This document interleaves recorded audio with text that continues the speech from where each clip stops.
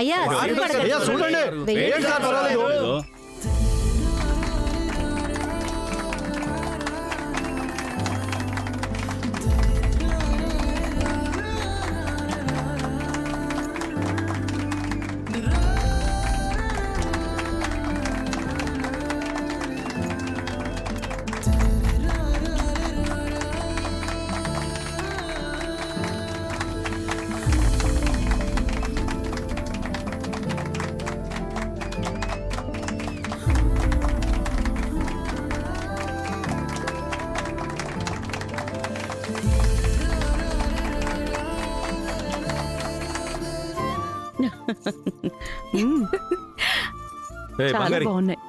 ఏం నువ్వు చేసిన పని?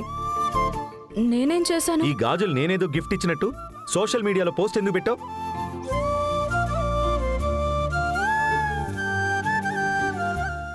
హే గిఫ్టే కదా ఇది. మట్టి గాజులు అడిగితే బంగారు గాజులే గిఫ్ట్ గా ఇచ్చారు కదా. ఇదంతా ఒక మెమరబుల్ మూమెంట్ గా రిజిస్టర్ చేసుకోవాలి కదా. ఇదిగో చూడు, ఇదంతా నాకు అస్సలు నచ్చదు. పైగా నా పేరు కూడా ట్యాగ్ చేసావు నువ్వు. మీరే కదా నా హస్బెండ్, మరి మిమ్మల్ని కదా ట్యాగ్ చేస్తాను. మిమ్మల్ని చేయకుండా దారిని పోయే వాళ్ళని చేయమంటారా? ఊరికి ప్రతి దానికి ఎందుకు టెన్షన్ పడతారు? కూల్ గా ఉండండి సార్.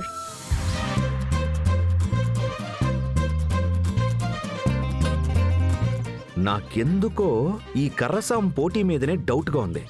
ఏం డౌట్? సడన్ గా పోటీకి పిలిచి నా పేరు నన్ను అడగకుండానే ఇచ్చి దానికి ప్రైజ్ గా గాజులు వచ్చేట్టు చేసి ఆ గాజుల్ని నా చేత్తోనే నీకు తొడిగెట్టు చేసుకున్నావు కదా.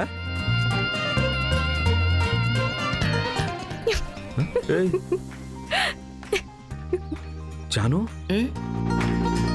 ఓ ఇందులో నువ్వు కూడా పార్టా? జాను, ఇదంతా నీ ఐడియా కదా? కోఇన్సిడెంట్ గా జరిగింది రవి.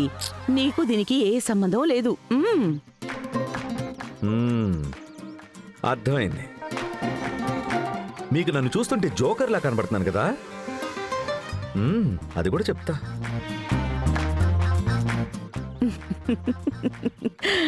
ఏంటి బంగారి, మీ ఆయన అంత కోపంగా వెళ్తున్నాడు?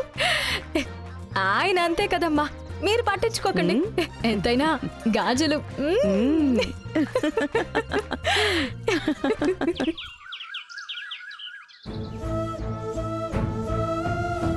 ఇప్పటి వరకు అత్తయ్య చేసిన పొంగలి తూర్పుకి ఎప్పుడూ పొంగిందే లేదు. ప్రతిసారి పశ్చిమానికే పొంగుతోంది. అందుకే అన్ని ఇబ్బందులు మనకే జరుగుతున్నాయి.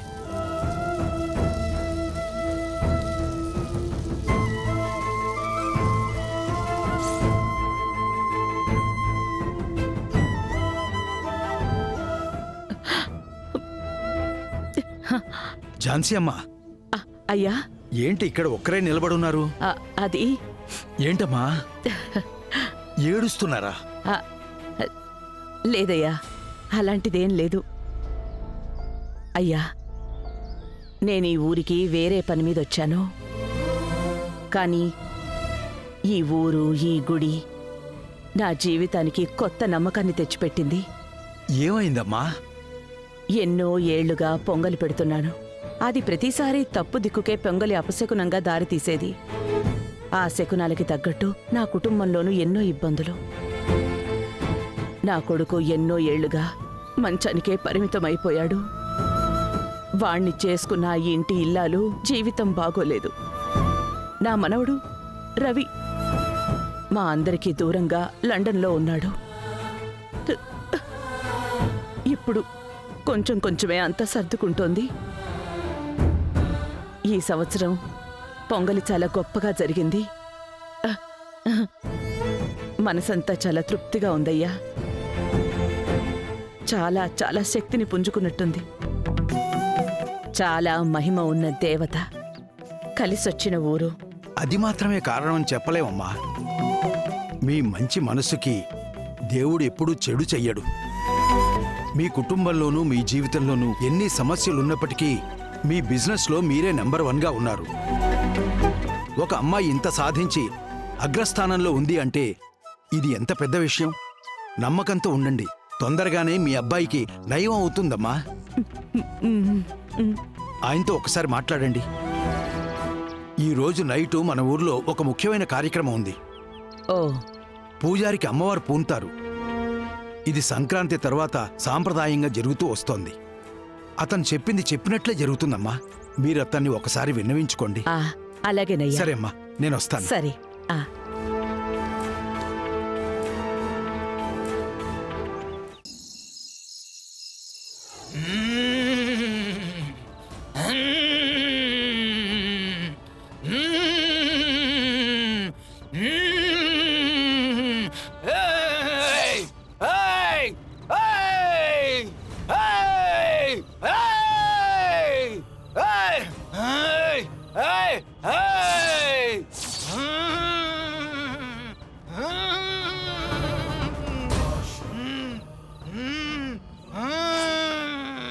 రే శేషు, బావా అసలు ఏం జరుగుతుందిరా ఇక్కడ? బావా ఈయనిది ఎప్పటి నుంచో చేస్తున్నారంట. పూజ చేస్తే అమ్మవారి ఆయనకు పూనుతారంట. అమ్మవారికి విన్నవించుకుంటే ఆవిడ పరిష్కారాలు చెప్తుందంట. ఆయన చెప్పింది చెప్పినట్టే జరుగుతుందంట బావా. రే ఊరికే కథలు చెప్పకరా. బావా నిజంగానే చెప్తున్నాను. మన లైఫ్లో జరిగినవన్నీ కరెక్ట్గా చెప్తారంట.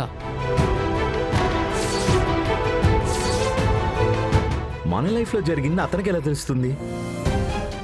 ఇదంతా ఊరికే మూఢనమ్మకరా. మీరంతా టైం వేస్ట్ చేసుకుంటున్నారు. అయ్యో అలా అనకూడదు బావా. మీరే కావాలంటే చూడండి, ఖచ్చితంగా ఆయన మన ఫ్యామిలీ గురించి ఏదో ఒకటి చెప్తారు.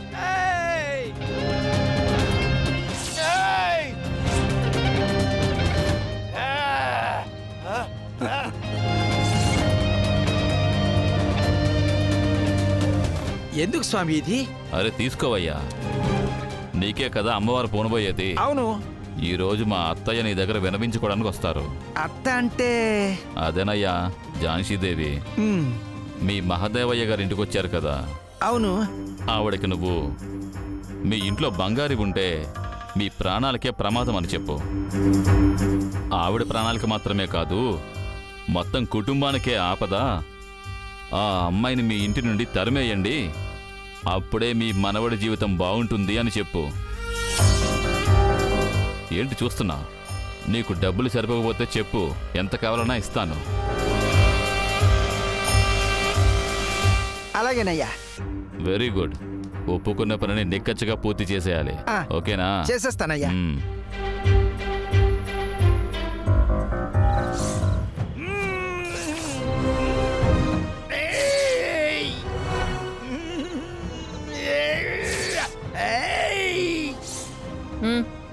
నువ్వెవరమ్మా?